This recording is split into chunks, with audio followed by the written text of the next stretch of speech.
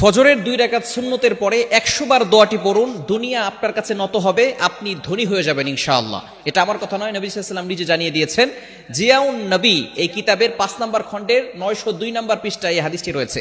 ইমাম মালিক রাহমাতুল্লাহি আলাইহি তিনি এই হাদিসটি বর্ণনা করেছেন।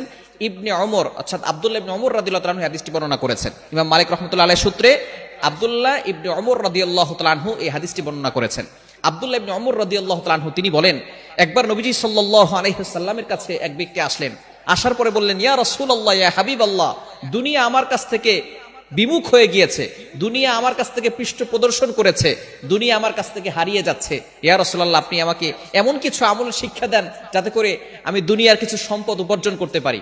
নবীজি সাল্লাল্লাহু আলাইহি সাল্লাম সেই সাহাবীকে বললেন, তুমি কি ফেরেশতাদের দোয়া ও আল্লাহ তাআলার সৃষ্টিজীবের সকল সৃষ্টিজীবের তাসবিহ তুমি পড়ো না? যেই তাসবিহের কারণে সকল সৃষ্টিজীবকে আল্লাহ পাক রব্বুল আলামিন রিজিকের ব্যবস্থা করেন, এই দোয়াটা কি তুমি পড়ো না? তখন নবীজি সাল্লাল্লাহু আলাইহি সাল্লাম এই দোয়াটা সেই সাহাবীকে শিক্ষা দিলেন।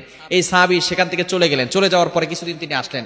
আসার পরে বললেন, ইয়া রাসূলুল্লাহ, ইয়া হাবিবাল্লাহ, আপনি আমাকে যে দোয়াটা শিক্ষা দিয়েছিলেন এই দোয়াটার আমল আমি করেছি। এই আমল করার ফলে আল্লাহ পাক রব্বুল আলামিন আমাকে এত পরিমাণ সম্পদ দিয়েছেন, এই সম্পদ রাখার জায়গা এখন আর আমার কাছে নাই। সুবহানাল্লাহ বিহামদি। কালিমা যেটা আপনি কল্পনা করতে পারছেন, ছোট্ট একটি দোয়া, চমৎকার একটি দোয়া, সহজ একটি দোয়া, যে দোয়াটা পড়লে আল্লাহ পাক রব্বুল আলামিন আপনার কাছে দুনিয়াটাকে নত করে দিবেন। দুনিয়ায় আপনি আল্লাহ পাক রব্বুল আলামিন দুনিয়াতেও আল্লাহ তাআলা সম্পদ দান করবেন, আখিরাতে আল্লাহ তাআলা আপনার জন্য সহজ করে দিবেন। চমৎকার একটি দোয়া হচ্ছে সুবহানাল্লাহি ওয়া বিহামদিহি সুবহানাল্লাহিল আযীম আস্তাগফিরুল্লাহ। সুবহানাল্লাহি ওয়া বিহামদিহি সুবহানাল্লাহিল আযীম আস্তাগফিরুল্লাহ। কখন পড়বেন? সুবহে সাদিকের সময়। এই সময়টা হচ্ছে 2 রাকাত নামাজ, অর্থাৎ ফজরের 4 রাকাত নামাজ, 2 রাকাত সুন্নত, 2 রাকাত ফরজ। 2 রাকাত সুন্নতের পরে এবং ফরজের আগে এই সময়টা পড়লে বেশি গ্রহণযোগ্য হবে। এই সময় পড়লে, কেননা আজানের পরে ইকামতের আগে দোয়া করলে সেই দোয়াটা কবুল হয়, এটা আমরা অনেকে জানি না। আদ-দুআউ লা ইউরাদ্দু বাইনাল আযানি ওয়াল ইকামা, আজান এবং ইকামতের মাঝখানে যে দোয়াটা করা হয় সেই দোয়া আল্লাহ পাক রব্বুল আলামিন অ্যাকসেপ্ট করে নেন, কবুল করে নেন। এই সময় যদি আপনি 100 বার এই দোয়াটা পড়তে পারেন প্রতিনিয়ত, আল্লাহ পাক রব্বুল আলামিন আপনাকে ধনী বানিয়ে দিবেন, দুনিয়া আপনার কাছে নত করে দিবেন।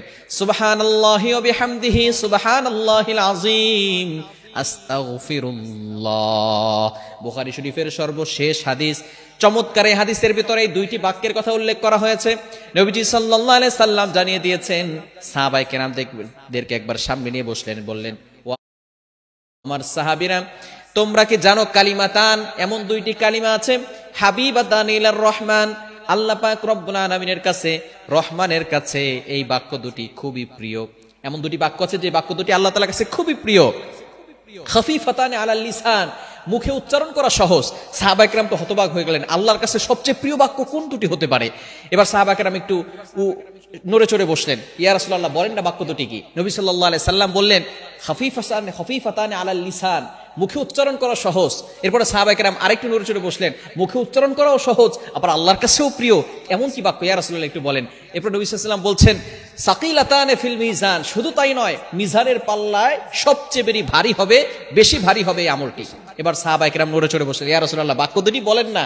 এবার নবী সাল্লাল্লাহু আলাইহি ওয়াসাল্লাম বলা শুরু করেছেন, সুবহানাল্লাহি ওয়া বিহামদি সুবহানাল্লাহিল আযীম, সুবহানাল্লাহি ওয়া বিহামদি সুবহানাল্লাহিল আযীম আল্লাহ তাআলার কাছে সবচেয়ে প্রিয় বাক্য।